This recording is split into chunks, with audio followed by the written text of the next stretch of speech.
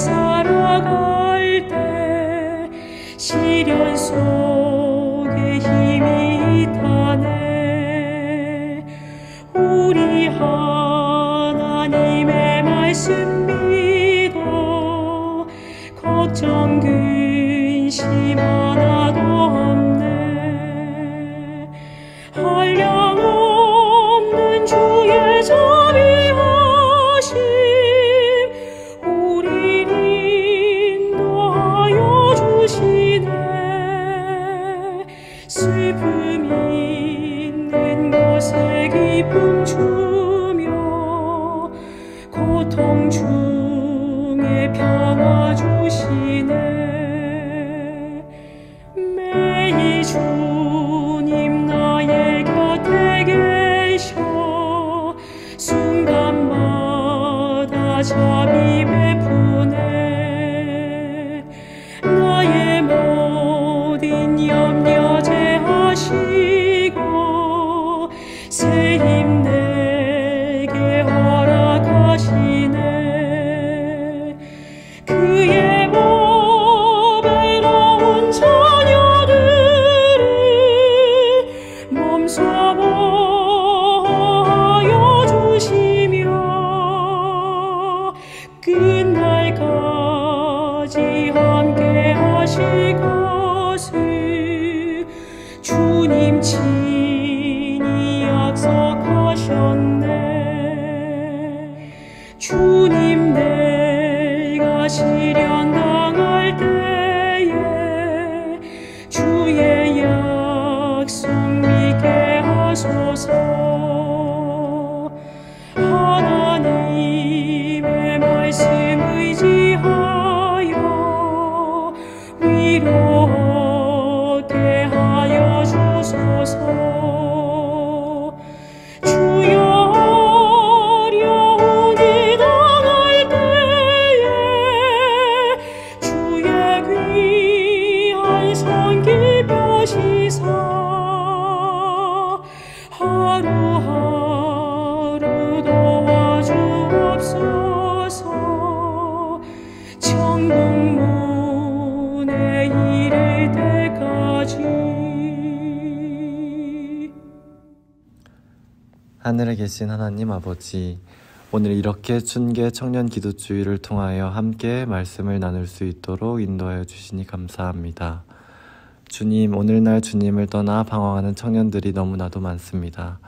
여러 가지 어려움과 고민 가운데 씨름하는 그들을 주님의 크신 팔로 붙잡아 주시고 하나님 품 안으로 인도하여 주세요.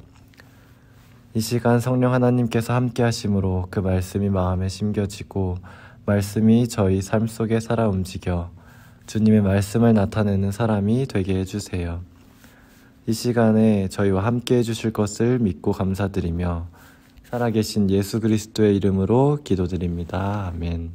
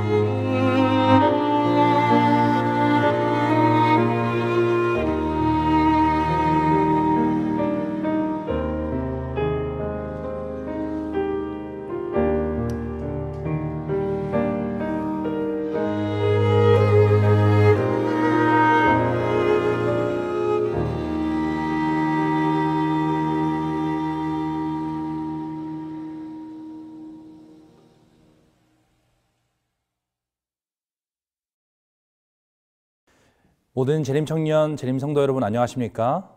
오늘 이 시간 말씀을 통해 하나님의 뜻을 깨닫는 지혜와 응답받는 은총이 우리에게 넘치게 되기를 기도합니다.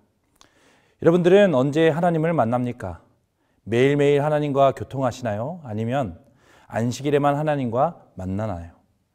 많은 청년들을 보게 되면 안식일에만 하나님을 찾고 만나는 경우를 보게 됩니다. 주중에는 하나님과 아무런 교통 없이 살다가 안식일에만 하나님을 찾는 이런 신비한 일들이 일어나게 되는 것입니다. 그러나 우리의 구원자이시며 모본 되시는 예수님의 삶은 달랐습니다. 주님은 매일 기도와 말씀으로 하나님과 교통하시며 매일의 일상 속에서 하나님과 동행하셨습니다. 그렇다면 오늘 우리도 주님의 모본을 따라야 하지 않겠습니까? 오늘 우리도 일상 속에서 하나님과 동행하는 삶을 살아야 합니다. 그래서 이번 춘계 기도의 주일 동안 사소하지만 거룩한 일상이라는 주제로 하나님의 말씀을 나누고자 합니다. 이번 춘계 기도주일을 통하여 일상 속에서 하나님과 교통하는 삶이 무엇인지 함께 깨닫고 그 축복의 삶을 경험하는 저와 재림 청년 여러분들이 되기를 간절히 바랍니다. 오늘은 일상에서 나의 몸 가꾸기라는 제목으로 함께 말씀을 나누도록 하겠습니다. 먼저 오늘 본문의 말씀 고린도전서 6장 19절 20절 말씀을 함께 보도록 하겠습니다. 너희 몸은 너희가 하나님께로부터 받은 바 너희 가운데 계신 성령의 전인 줄을 알지 못하느냐. 너희는 너희 자신의 것이 아니라 값으로 산 것이 되었으니 그런즉 너희 몸으로 하나님께 영광을 돌리라. 청년 여러분, 여러분들의 올해 새해 목표는 무엇이었습니까? 공부 혹은 다이어트, 운동, 많은 계획들을 세우셨을 것입니다. 사실 우리가 세운 새로운 목표의 대부분은 나를 더 나은 모습으로 만들어주는 나 자신을 가꾸는 목표들이었을 것입니다. 왜냐하면 우리는 새해가 되면 작년을 되돌아보게 되고 나 스스로를 제대로 가꾸지 못했던 자신을 생각하고 후회하게 됩니다. 그래서 새해에는 나 자신을 제대로 관리할 수 있는 목표를 세우고 새로운 삶, 변화된 나의 모습을 꿈꾸게 됩니다. 자, 그렇다면 여러분들은 지금 그 목표했던 모든 것을 잘 이루고 계십니까? 사실 쉽지는 않습니다. 나 자신을 관리한다는 것은 다른 사람들을 관리하는 것만큼이나 어려운 일입니다. 나의 욕구들을 이성적으로 절제한다는 것은 결코 쉬운 일이 아닙니다. 그렇다면 어떻게 하면 나 자신을 가꿀 수 있을까요? 오늘 본문의 말씀은 우리의 몸은 하나님으로부터 받은 것이고 그리고 우리의 몸이 성령께서 거하시는 성전이라고 이야기하고 있습니다. 즉 다시 한번 말씀드리자면 우리의 몸은 하나님이 주셨는데 우리의 그 몸은 성령께서 거하시는 성전이 된다는 뜻입니다. 그렇다면 오늘 내 몸이 성전이라는 것은 내 삶에 어떠한 의미를 줄까요? 나와 무슨 상관이 있을까요? 이 시간 함께 그 답을 찾게 되기를 간절히 바랍니다. 먼저 본문의 말씀을 이해하기 위해서는 성전이 무엇인지 알아야 합니다. 성전이란 무엇일까요? 지구가 창조되기 이전부터 하늘 성소가 존재하였습니다. 성소와 성전은 이 같은 말인데요. 특별히 성소는 헬라어로 헤이칼이라고 합니다. 이 헤이칼의 뜻은 궁전, 집으로 그 뜻을 나타내고 있습니다. 즉 성전은 하나님이 거하시는 하나님의 집을 뜻하는 것입니다. 실제로 예수님께서는 성전을 정결하게 하실 때에 다음과 같이 말씀하셨습니다. 비둘기 파는 사람들에게 이르시되 이것을 여기서 가져가라. 내 아버지의 집으로 장사하는 집을 만들지 말라 하시니. 예수님은 아버지의 집이라고 표현하고 있습니다. 즉 성전은 하나님이 거하시는 하나님의 집인 것입니다. 우리의 아버지가 이 사는 집처럼 하나님이 거하시는 집이 바로 성소인 것입니다. 이렇게 보면 이제 성소가 조금 편안하고 가까워지는 느낌이 들지 않습니까? 성소는 분명히 거룩하지만 그럼에도 불구하고 우리와 먼 것이 아니라 가깝고 친근한 곳입니다. 이처럼 하나님께서는 태초에 사람을 창조하시고 사람과 친근하고 가깝게 함께 만나시고 교제하셨습니다. 그러나 아담과 하와가 범죄함으로 말미암아 하나님과 분리되었고 이제는 하나님과 직접 만나고 교제할 수 없게 되어버린 것입니다. 부조와 선지자의 말씀입니다. 하나님께서 동산에 임하셨다. 그들은 무죄하고 거룩하였을 때에는 즐거움으로 창조주의 접근을 환영하였으나 이제는 무서워 도망하여 동산 가장 깊은 곳에 은신하려고 하였다. 그러나 여호와 하나님이 아담을 부르시며 그에게 이르시되 내가 어디 있느냐? 가로되 내가 동산에서 하나님의 소리를 듣고 내가 벗었으므로 두려워하여 숨었나이다. 이사야서 59장 2절 말씀입니다. 오직 너희 죄악이 너희와 너희 하나님 사이를 갈라놓았고 너희 죄가 그의 얼굴을 가리어서 너희에게서 듣지 않으시게 함이니라. 죄로 인하여 사람과 하나님의 관계가 완전히 끊어지게 되었습니다. 이제 하나님과 인간은 함께할 수 없게 된 것입니다. 그때에 하나님께서는 즉각적으로 사람과의 관계를 회복하기 위하여 복음을 주셨습니다. 자신의 독생자 예수를 이 땅으로 보내시고 그 아들의 희생으로 말미암아 온 인류에게 구원을 선물로 주신 것입니다. 그리고 이 모든 구속의 계획들을 모세를 통하여 짓게 하신 이 땅에 세워진 성소를 통하여서 보여주시고 나타내 주신 것입니다. 그리고 그 성소를 통하여 하나님은 마침내 우리와 함께 하셨습니다. 출애굽기 25장 8절 말씀입니다. 내가 그들 중에 거할 성소를 그들이 나를 위하여 짓되. 성소는 하나님의 마음을 반영하고 있습니다. 아버지가 자식을 사랑함으로 자식과 함께 집에서 살면서 함께 사랑하고 소통하고 살아가는 것처럼 하나님은 우리와 그처럼 교제하고 만나고 싶어 하시며 사랑을 나누고 싶어 하십니다. 그리고 그것을 성소를 통하여 나타내 주신 것입니다. 그리고 결국 임마누엘, 즉 하나님이 우리와 함께 하신다는 이름을 가지신 예수 그리스도가 직접 이 땅에 오셨고 우리와 함께 인간의 몸으로 살아가셨습니다. 우리와 너무나도 같이 함께 있고 싶으셔서 우주의 왕께서 인간의 모습으로 이 땅에 오신 것입니다. 하늘 조정에서 사랑받는 사령관이신 그리스도께서는 하나의 잃어버린 세계를 구원하시기 위하여 그가 아버지와 함께 가지고 계셨던 그 영광을 버리시고 그 높은 자리에서 이 세상으로 내려오셨다. 성전이신 예수님이 이 땅에 오신 것입니다. 그분은 성령이 거하시는 전인 우리의 삶의 모본을 직접 나타내 주셨습니다. 시대의 소망을 보면 다음과 같이 이야기합니다. 메시아의 영광을 자기 자신의 것으로 주장하는 자는 목수의 아들이요 그의 아버지 요셉과 함께 일하던 자였다. 그들은 그가 언덕을 오르내리면서 수고하는 것을 보았으며 그들은 그의 형제 자매들과 잘 아는 사이였으며 그의 생애와 일을 알고 있었다. 그들은 그가 유년기에서 청소년기로, 청년기에서 장년기로 자라는 것을 보았다. 예수님도 우리와 마찬가지로 매일의 일상을 사셨던 분이었습니다. 목수로서 일하고 한 어머니의 아들로서 한 임금으로서 먹고 마시고 모든 우리가 겪는 일상을 예수님도 사셨던 것입니다. 예수님의 가정은 부유하지 않았고 오히려 가난한 가정 환경에서 자라나셨습니다. 매일 일을 해야 하루를 살아갈 수 있었습니다. 바빴고 피곤한 하루하루를 살아가셨습니다. 배고픔과 가난을 경험하셨습니다.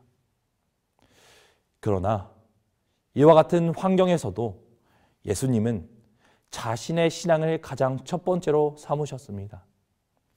예수님께서 가장 첫 번째 된 것은 하나님과 교통하는 삶이었습니다. 마가복음 1장 35절입니다. 새벽 아직도 밝기 전에 예수께서는 일어나 나가 한적한 곳으로 가사 거기서 기도하시더니. 예수님은 육체적 노동을 하셨던 분이었습니다.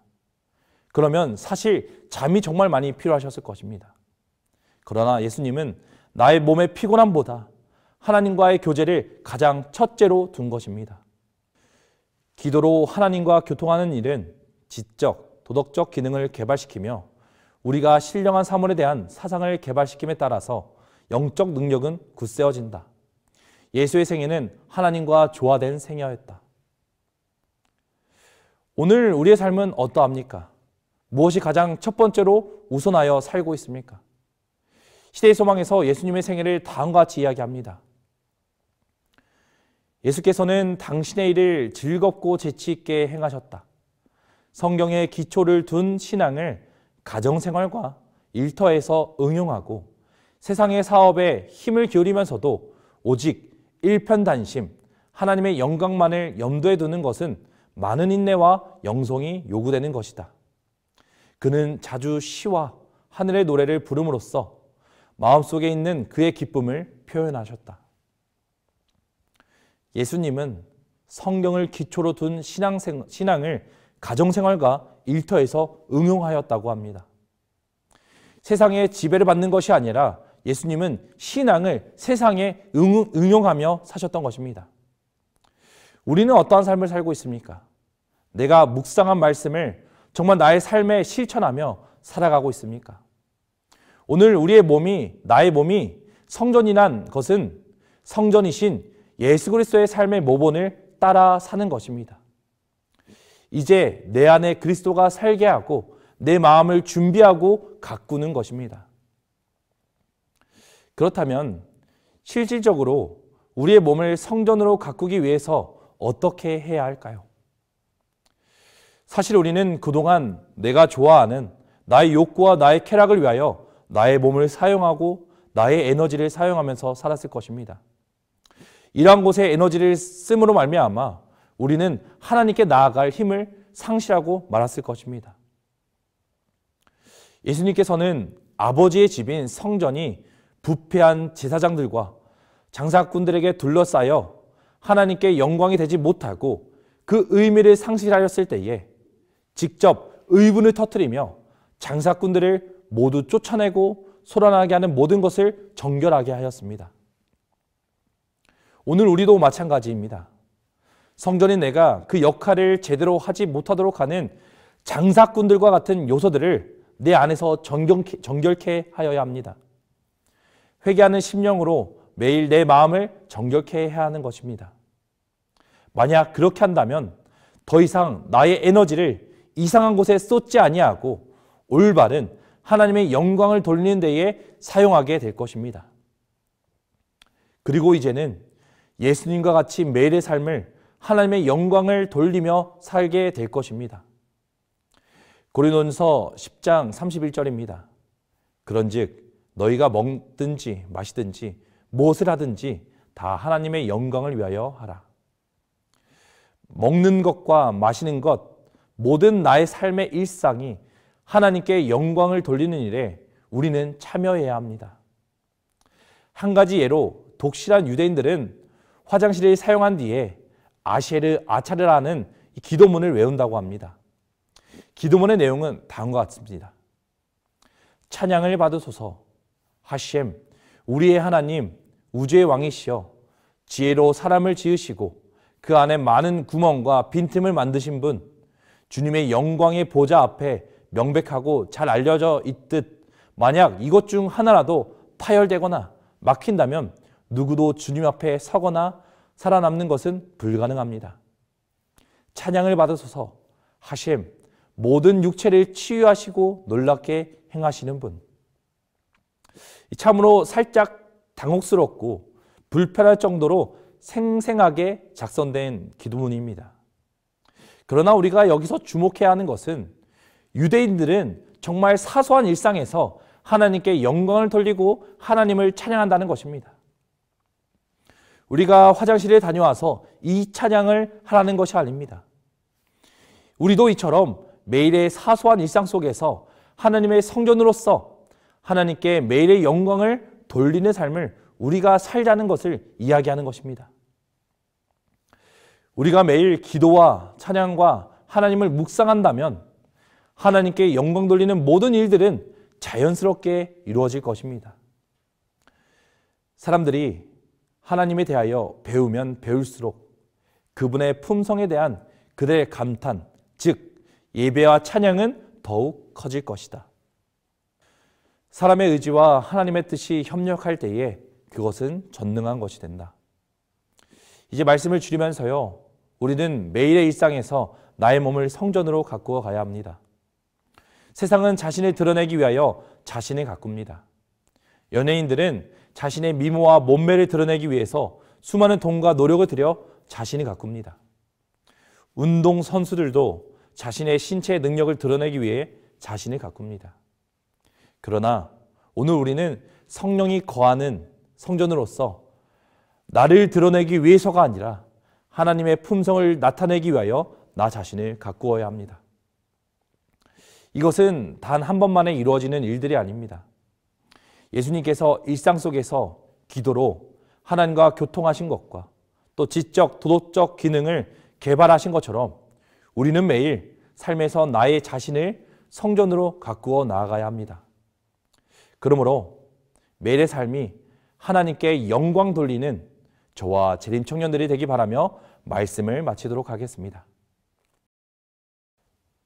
하늘에 계신 아버지 하나님, 저희를 성전으로서 세워주심에 감사합니다. 또한 성전이 된 저희와 함께하여 주심에 감사드립니다. 아버지 하나님, 예수 그리스도께서 매일의 삶에 하나님께 영광을 돌렸던 것처럼 오늘 저희의 삶도 매일의 일상 속에서 하나님께 영광 돌리는 삶 살 수 있도록 인도하여 주시옵소서. 그러므로 세상 사람들에게 나를 통하여서, 나의 몸 성전을 통하여서 하나님의 품성을 나타내고 하나님의 사랑을 나타내는 저희 재림 청년들 될 수 있도록 인도하여 주시옵소서. 언제나 저희와 항상 함께하여 주시는 살아계신 예수 그리스도 이름으로 간절히 기도드립니다. 아멘.